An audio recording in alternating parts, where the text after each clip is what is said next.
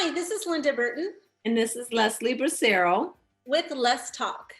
Hey, Linda, what are we going to talk about today? I know. What do you think we should talk about? What should be our topic? I think we should talk about being stuck in a conflict circle and we need a way out. Ooh, okay. I have an exercise. There's so many different ones, but I'm going to give you this one that I actually read in a book recently. Mhm. And it's this: after you have a conflict, Mhm. you will first write down what the person said, Okay. the speaker. What did they say to you? And then you're going to write down what you said in return.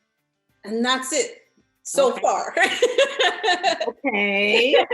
So that's like 2 steps. Write down what they said, write down what you said. Okay. Yeah.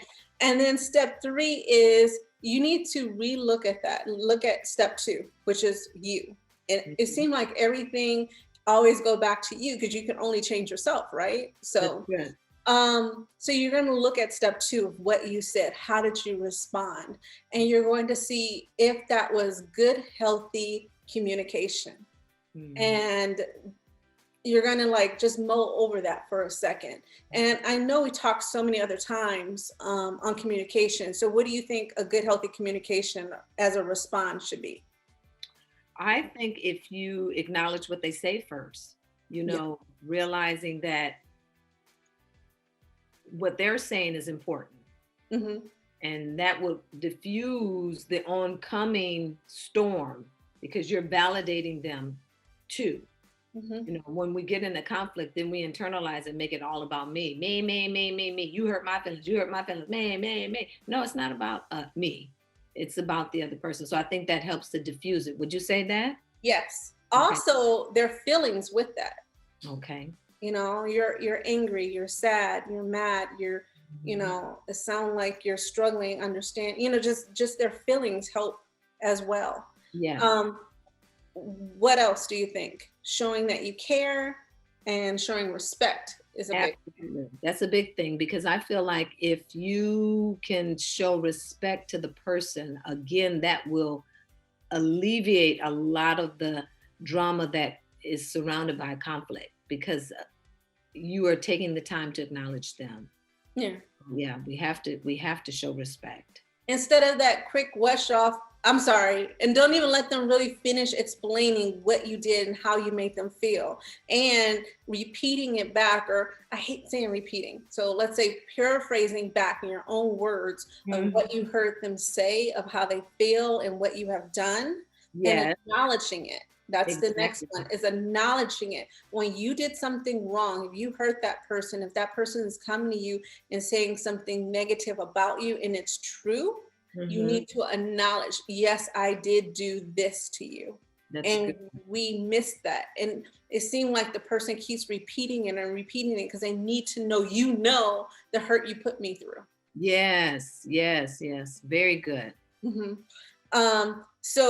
And even if you don't find truth in what they said, like only this much is true, or what they say, they blew it up and it's so much more, but this much is true, then Yeah. acknowledge that truth. You don't have to acknowledge all that other stuff, but acknowledge that truth. Tell Okay. them, you know what, I do agree. Yeah, this part did happen. Don't say, well, I don't agree with that. Just stick to what you do agree with. Okay. Show them that, and it helps them relax a little bit, knowing, okay, reminding them you're on the same side with them. Even in a conflict, we're on the same team. Hmm. And when you do that, you have to be real. Mhm. You have to be open. You have to be honest with it. You have to be warm. You can't be like, okay, just you know Right. Yeah. And you have to have your wall down. You can't have your wall up, because to do this, Leslie, I think the biggest part that people have trouble with is you have to be humbled. Yes. We really truly have to be humbled, and we can't put a wall up to defend ourselves. We have to be real that, Mhm. yes, I just did this to hurt you, or yes, this is Mhm. bothering you because I whatever. Yeah. It's hard, because once you be humble, you're vulnerable. You feel like, oh, they can just Yeah. You know, like how do they know to stop, or you think they won't stop, you Yeah, know? yeah, yeah. Because when you let your guard down, you are being very vulnerable to that person. And then, and if you be, and we're talking about relationships, and if you believe that person loves you, even in the heat of a disagreement, they're going to have your best interest at heart, regardless of how hurt that person has made you feel or how hurt you made that person feel. You got, and I like that you said that, Linda. We have to humble ourselves because it's not always about us. Yes. That's And good. also for communication, you want to encourage them to open up and say more, even Mhm. though it hurts and you don't want to hear it. Yes. You have to encourage them, because then they'll feel better to come to you next time, or Mhm. knowing that you can hear them when you encourage them to say, okay, anything else or what else, Yeah. you Yeah. know, but you have to hear it. You can't like make faces or, you know, watch your body language with that. Yeah. Yeah. That's true. That's So good, Linda. So then that was step number 3 of judging yourself, really looking at yourself. So Okay. 4 is now think about what's going on, and then you rewrite it, or you how could I do it? How can I do it different? Okay. You know? Okay. So step 4 is just basically thinking about what could I have done? What, you know, what am I doing? What I could have done different, you know, different things like that. Mm-hmm. Mm-hmm. And then step 5 is just rewriting it. Yeah. And I'm saying rewriting it because you should be writing this on a paper. You should write step 1, this is what they said. Step 2, this is what I said. Step 3 is, yeah, step 2 was kind of harsh, or this is what I did wrong. Mm-hmm. Step 4 is, this is what I should have done. This is, you know, these are the things I should have said. And then step 5 is rewriting it. Yeah. And then when you keep doing that, you'll learn in the conflict during that time, make it a little bit easier because you can catch yourself, you can start catching yourself. But the first step is you have to be vulnerable and open to actually hear what's going on.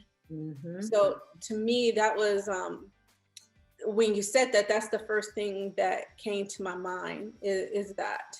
Yeah. So, That's good, Linda.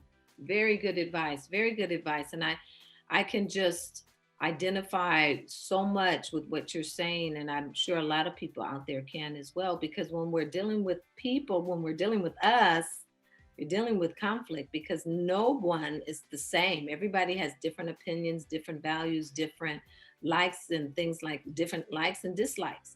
mhm. And you're going to have conflict. And how are we going to best reach this conflict without blowing up and hurting each other? Because that's usually what happens. And in a marriage, and that is the, it's so vulnerable because marriages are not as sacred as they used to be, and anything to cause a division or or a demise even is the goal.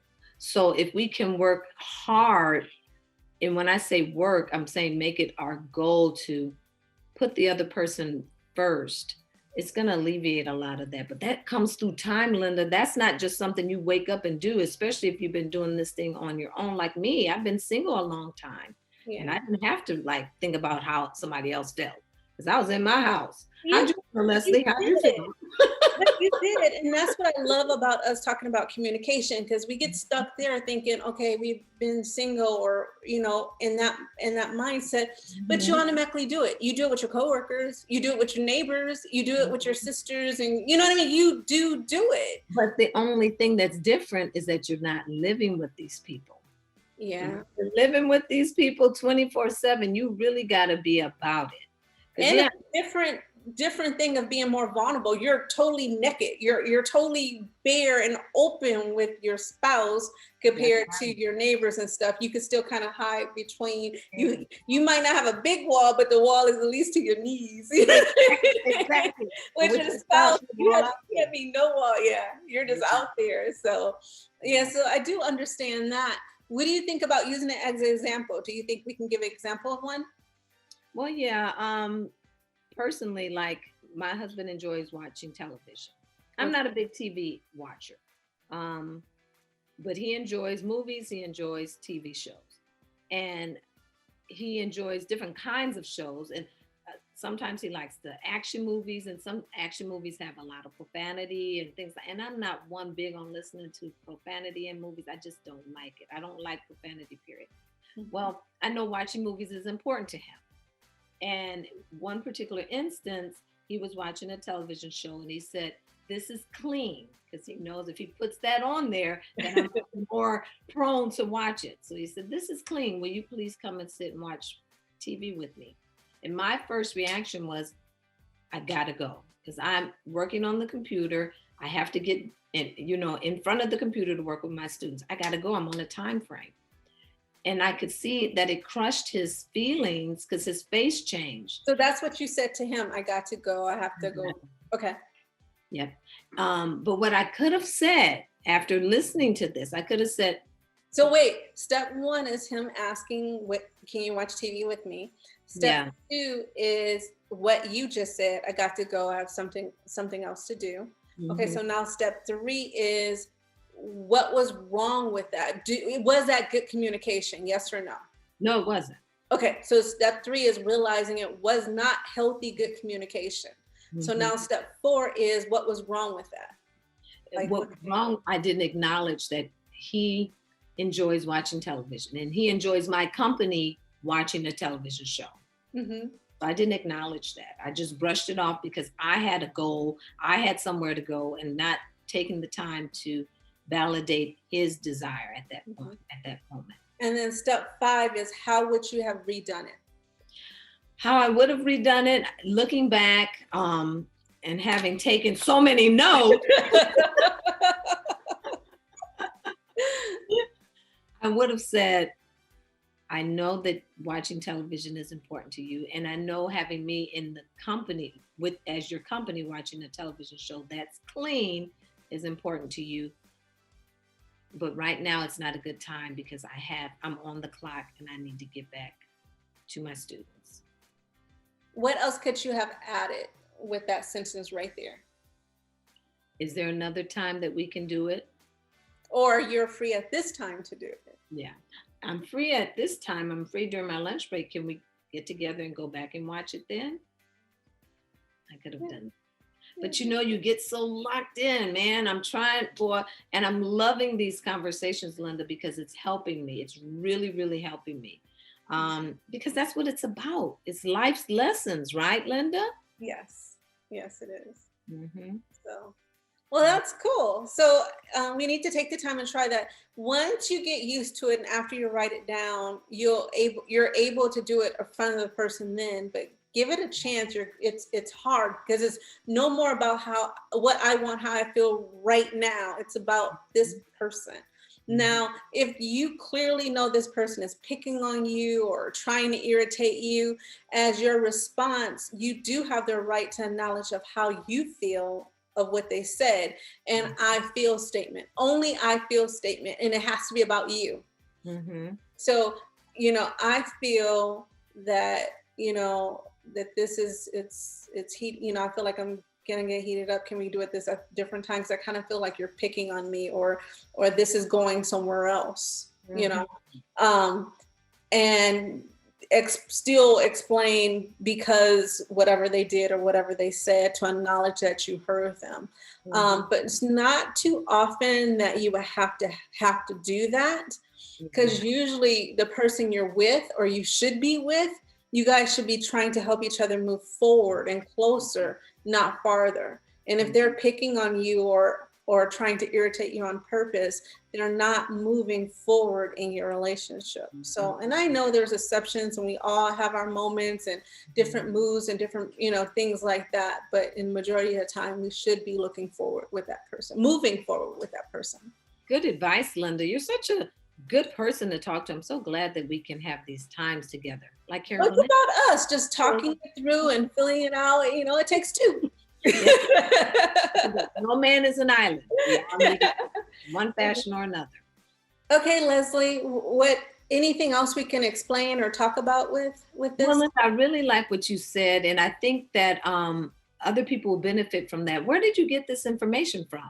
It's actually a book I read, and it was a really good book. It's called Feeling Good Together. Okay.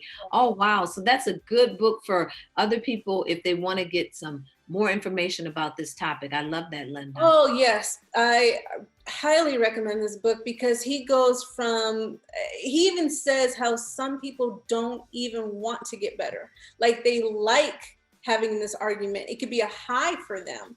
He Oh, even talks about, oh man, he even talks about people that always write down, they journal, but they only journal the arguments they have with their spouses and why they do that.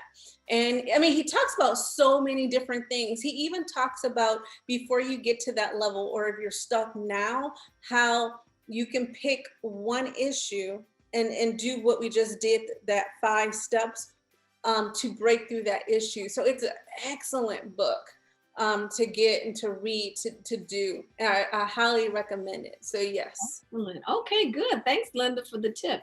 So that is Feeling Good Together by Dr. David Burns. I wrote it down. Yes. Okay, sounds good. Well, listen, if you like this topic and you'd like to hear more about these types of things, please hit the subscribe button, hit the like button, so we know that you are enjoying this just as much as we are enjoying sharing our lives with you, because this is what it's all about. Life's lessons, laughter, and love. What? We want to make relationships that last. Yes. Thank you for listening, everyone. Until next time. Bye. Bye.